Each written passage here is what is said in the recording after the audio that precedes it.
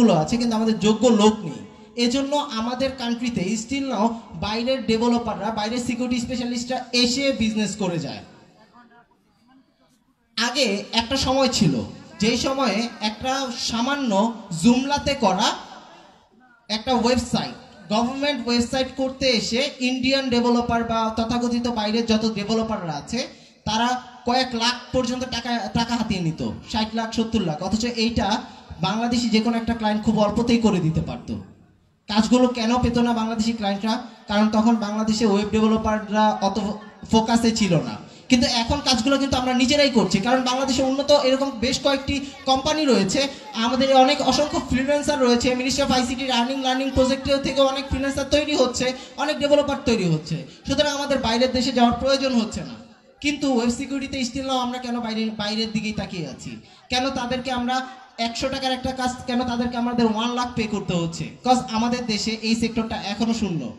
কিন্তু আমাদের প্রয়োজন আছে। এটা যেমন আমার প্রয়োজন, এটা আপনার প্রয়োজন। এবং আপনার যদি সাধারণ একটা কোম্পানি থাকে, সেই কোম্পানি যদি আপনি অনলাইন ভিত্তিক হয়, আপনি তো অন্তত একটা মেল ইউজ করেন, যেই মেলের মাধ্যমে আপনি আপনার সব ডকুমেন্টসগুলো ক্লায়েন্টের কাছে তথ্য আদান প্রদান করেন, তাই না? সুতরাং এটা আপনার জন্য প্রয়োজন। আপনি যদি মোবাইল ইউজ করেন, আপনি যদি ইন্টারনেট ইউজার হন, আপনার জন্য সাইবার সিকিউরিটিটা অবশ্যই প্রয়োজন।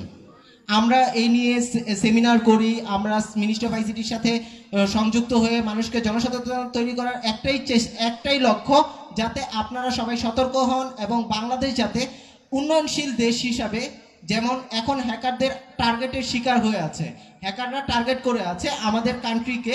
কারণ আমরা নেট ইউজ করছি ঠিকই, সাইবার সিকিউরিটি সম্পর্কে আমার অ্যাকাউন্টটা যে হ্যাক হতে পারে, আমার এই ট্রানজ্যাকশন সিস্টেমটা যে দুর্বল, আমার ওয়েবসাইটটা যে দুর্বল, এই সম্পর্কে আমাদের জ্ঞান নেই। সুতরাং এই কারণে আমরা এখনো টার্গেট হয়ে আছি। আপনি চিন্তা করেন আপনি কি টার্গেটে থাকবেন কিনা, নাকি আপনি সতর্ক হবেন, বাকিটা সম্পূর্ণ আপনাদের ইচ্ছা। আর এটার জন্য আপনাকে খুব যে আহামরি চেষ্টা করতে হচ্ছে তা কিন্তু না। আপনার যদি শুধু সতর্ক থাকেন তাহলে অবশ্যই আপনি তাদের হাত থেকে আপনাকে নিজে রক্ষা করতে পারবেন। এবং যদি প্রফেশনালি আপনি এগুলো শিখতে চান এবং প্রফেশনালি কাজ করতে চান, অবশ্যই এর জন্য আপনার পরিশ্রম করতে হবে। সেম লাইক ফ্রিল্যান্সিংয়ে যেরকম আপনি যদি ওয়েব ডিজাইন বা ওয়েব ডেভেলপিং নিয়ে কাজ করতে চান, আপনার কিছুটা সময় তো অবশ্যই দিতে হচ্ছে। আপনি তো শুরুতেই পেয়ে যাচ্ছেন না, তাই তো? সুতরাং আপনি যদি সাইবার সিকিউরিটিকে নিয়েও কাজ করতে চান, আপনি চাইলেই পেয়ে যাবেন না, আপনাকে অবশ্যই ট্রাই করতে হবে। আমরা এরিনা ওয়েব সিকিউরিটি এই জন্যই আপনাদের সামনে এসেছি, এই জন্যই আমরা সবসময় বলে থাকি যে সিকিউরিটি